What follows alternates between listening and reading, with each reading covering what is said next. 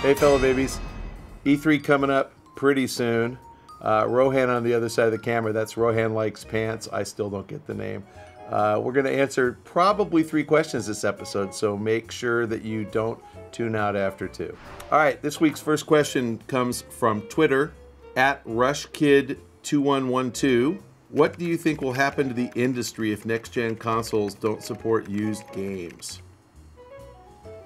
I think the industry will disintegrate. I think there will be no more video games if the next-gen consoles don't support used games. You hear that, Sony and Microsoft? You have to support used games. The truth of the matter is, there's lots of different people who have lots of different views about used games, as I have some coffee. Oh, just for your information, we're taping this at 7:07 a.m. West Coast time. I've been here since about 4:15. This is my first cup of coffee. There are lots of different people who have different views on used games. There's no question that if you walk into a store and you want to buy a new game that came out a month ago or less, and if the store, let's just use GameStop as an example since they have 90% of the used game market in the US. If you walk into a GameStop, you ask for a new copy of a new game, let's say it's December 15th, you ask for Call of Duty Modern Warfare 3, and they say, that's $60, but did you know we have a used copy that is clean, we refurbished it, it's got everything, it looks beautiful, and it's $55. Of course, if you buy that used copy, you're not buying the new copy. That costs the publisher, in this case Activision, a new game sale. No question about that. So I think the open question is, what does it actually cost Activision, EA, Ubisoft, Take-Two, THQ, Nintendo, Square Enix, all the rest of those guys, if people trade in used games and then some people buy used games instead of new games? My guess is 5% of software sales, probably, because most people don't finish games in a week. Most people take 3 weeks to a month to finish games. Not everybody buys a game the first day. You probably don't have that many games traded in. In reality, about 40% of all games sold get traded back in. So the question is, of those 40%, how many come in the first 3 or 4 months?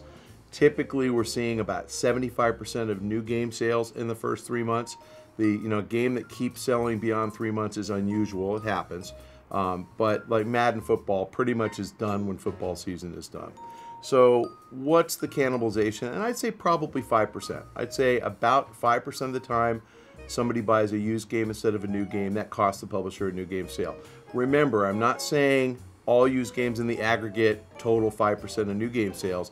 I'm saying sometimes it's different customers. When you're a year later, 2 years later, these are guys looking for a bargain. They're looking in the bargain bin. They are not going to pay even $20 for a full price new game that's been out 2 or 3 years. They're going to buy the used game for 10 or 15. They would never even look at the new game. So again, I think about 5%. And then the flip side of that question is, what percentage of new game sales are driven by the currency that retailers like GameStop, Amazon, Walmart, Best Buy, who take used games and trade, what percentage of new game purchases are funded by the currency that is provided when people trade in used games? And I would say that's also about 5%. So if you go look at GameStop's numbers, because it's pretty easy to look at, GameStop sells over the course of a year about $6 billion worth of new games. They sell about $2 billion worth of used games, and they pay about $1 billion for those $2 billion they sell. So they make about $1 billion profit. But that billion turns into currency to buy new games. Well, that billion, if you look at US and Europe, that's where GameStop does business, total packaged product software sales is about $18 billion. What is 18 billion divided into 1 billion? Good round numbers, about 5%. So I think it's reasonable to say you lose some new game sales from people buying used games instead of new games. You gain some new game sales from people getting currency on the trade-in. I think it's about a wash. Now, I'm willing to accept that I'm wrong by 1 or 2 or 3 percentage points. Of course, one could be 8, the other could be 5. Either way, fine. I'm sure on individual games, there are some games that lost 2 or 3% of sales, but over time, it all kind of balances out. So what's the big controversy? Well, some publishers think it's a problem because they'll go in when a new game is selling and they'll see that there are used games available and they will point to that and say, that's costing me sales. They don't think about those unused credits that sit in gamers' pockets that fuel that next game purchase. So again, it looks bad, but I don't think it's that big a deal. The question was, do I think what will happen in the industry if the next-gen consoles don't support used games? And I think the answer is a question. Why would the next-gen consoles not support used games? Let's think about it from Sony and Microsoft's perspective, okay? Sony doesn't sell that much software. Maybe 10% of PS3 software sales are Sony products. Everything else, the other 90% is third party. So Sony isn't going to help its overall sales that much. Let's go with 1% or 2% or 3% of 10. It's 0.1% of software sales. It's nothing. Sony makes money on royalties. It is important for Sony that you buy a PS4 so they can collect royalties from Electronic Arts and Activision and Take-Two and THQ and Ubisoft and Square Enix over time. So they want the console in your household. That's where they make most of their money. If Sony were to say, we aren't going to allow our new console to play used games, what do you think Microsoft's going to do? They're going to say, our console will play used games. There's another reason to buy the Xbox 720. It's better than the PS4 because we, Microsoft, care about the gamer. Now let's flip that around. Let's say Microsoft goes first and they say, we're blocking used games so we can make 1% more because we're greedy bastards. And Microsoft really might be greedy bastards. Sony's going to say, wow, we lost the last cycle. We can win this one. Guess what? The PS4 plays used games. So I was quoted as saying, I don't think either console manufacturer is stupid enough to do this by themselves. Because if one of them does it, the other guy's going to be smarter and he's not going to do it. And you, the gamer, are going to say, gosh, I can buy two consoles that look a lot alike. One plays used games and one doesn't. Which one are you going to buy? Everybody's going to buy the one that plays used games. So the guy who goes first and says no used games loses. I said in the same interview, I don't think either Microsoft or Sony are evil enough to collude. Look the word collude up. Rohan's going to put a graphic up for you right now. And collusion means you combine together to plot against somebody, in this case, the consumer, and screw them out of their hard-earned dollars by raising the price of overall games. If you don't get currency for used games, you don't have as much money to buy games. Guess what? Average prices go up. That's not a good thing. If they do that, the federal government gets involved. We have something called the Federal Trade Commission. This is US. They don't like people who collude to screw the consumer out of money. So neither Microsoft or Sony are dumb enough to do this by themselves, and neither Microsoft or Sony are evil enough to do it together. Answer, not happening. So the question, what will happen to the industry if they don't support used games? I'd be shocked, and I would say if they don't support used games, the industry's in a world of hurt because I think a lot of people are going to have less currency to buy games. Game prices are going to be higher. The consumer gets screwed. Bad all the way around. Not something I'm in favor of. This week's next question from Last Dragon 89.